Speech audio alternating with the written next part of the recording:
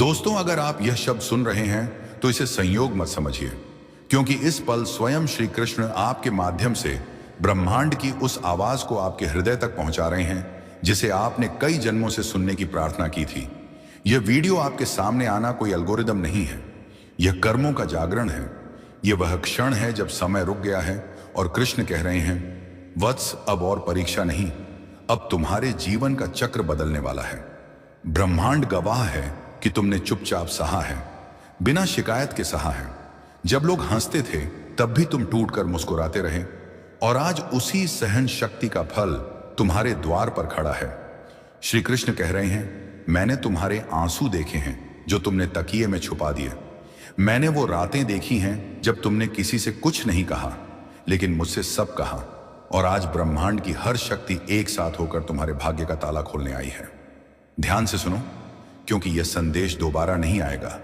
जो खोया था वह वापस आएगा, जो रुका था वह अब दौड़ेगा, जो छूटा था वह तुम्हें ढूंढेगा, और जो तुमने कभी मांगा भी नहीं वह तुम्हें चौंका देगा। कृष्ण कह रहे हैं, वत्स, तुम्हें कम आंका गया, तुम्हारी शांति को कमजोरी समझा गया, तुम्हारे धैर्य को हार समझा गया। लेकिन अब वही लोग तुम्हारे परिवर्तन से डरेंगे, क्योंकि जब कृष्ण साथ हों तो साधारण इंसान भी ब्रह्मांड को हिला देता है। ये समय है जब तुम्हारा नाम उन सूचियों से हटाया जा रहा है जहां दुख लिखा था, और उन पन्नों पर लिखा जा रहा है जहां चमत्कार होते हैं। ब्रह्मांड कह रहा है, अगले कुछ दिनों में तुम्हें ऐसे संकेत मिलेंगे जो तुम्हें डराएंगे नहीं बल्कि चौंकाएंगे। पुराने लोग लौटेंगे, अधूरे रिश्ते सामने आएंगे, रुके पैसे के रास्ते खुलेंगे, और तुम्हारे मन में अचानक एक अजीब सी शांति आएगी। यही संकेत है कि कृष्ण ने तुम्हारी प्रार्थना स्वीकार कर ली है। अब कोई तुम्हें रोक नहीं सकता, क्योंकि जो कृष्ण के चरणों में झुक गया उसे संसार की कोई शक्ति नहीं तोड़ सकती। याद रखना, यह संदेश हर किसी के लिए नहीं है।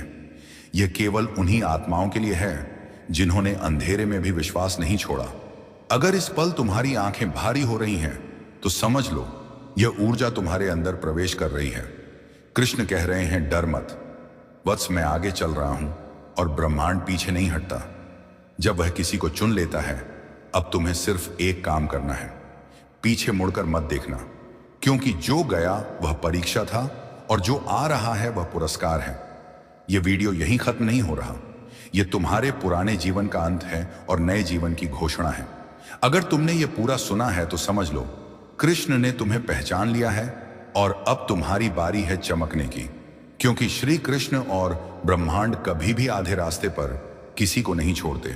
और अगर पार्ट 1 के बाद भी यह संदेश आपके सामने है तो इसका अर्थ है कि आपके जीवन में जो कुछ होने वाला है वह साधारण नहीं बल्कि ऐसा परिवर्तन है जिसे शब्दों में बांधना कठिन है। कृष्ण कह रहे हैं, वत्स, अब पर्दा उठने वाला है और जो छुपा था वह सामने आएगा। जो तुम्हारे खिलाफ था वह स्वयं प्रकट होगा, और जो तुम्हारे साथ था वह शक्ति बनकर खड़ा होगा। ब्रह्मांड इस समय तुम्हारी ऊर्जा को तेजी से बदल रहा है।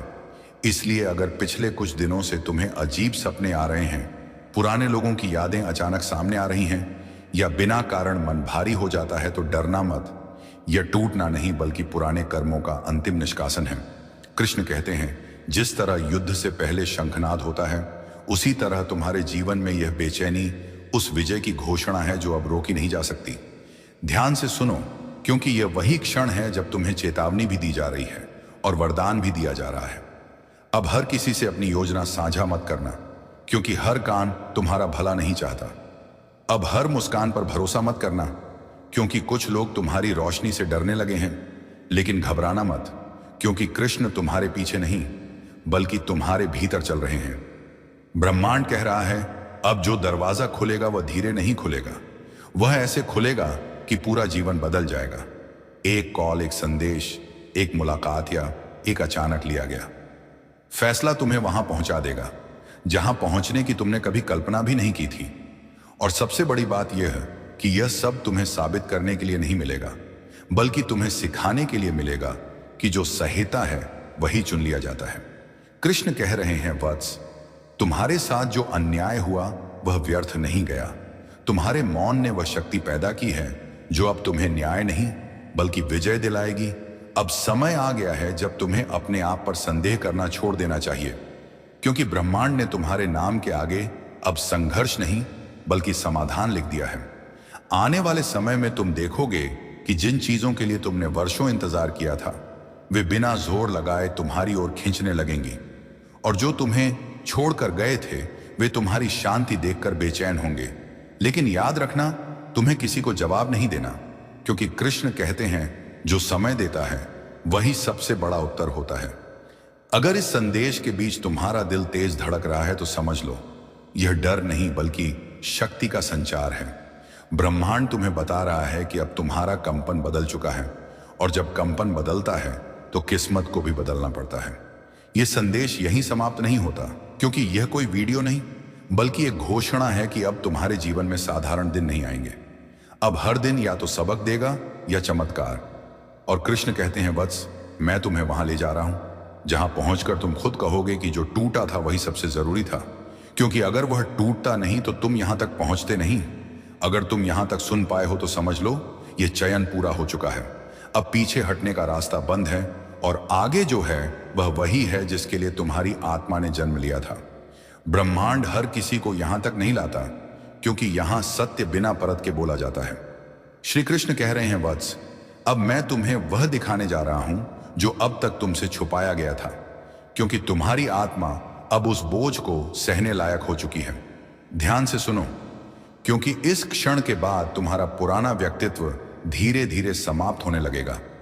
तुम्हें लगेगा कि लोग बदल रहे हैं, रिश्ते फीके पड़ रहे हैं, चीजें जिनसे कभी लगाव था अब अर्थहीन लगने लगी हैं।